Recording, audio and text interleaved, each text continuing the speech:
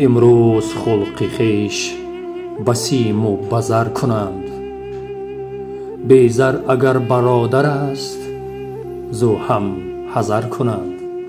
زردار و به مجلس جای دهند بسر، بیزر اگر بیاید جای تنگ تر کنند. زردار اگر چه نادان گویند عاقل است، بیزر اگر چه دانا مثلش بخر کنند. زردار اگر بمیرد خویشان و غیر بگیرند، بیزر اگر بمیرد چشم کم تر کنند.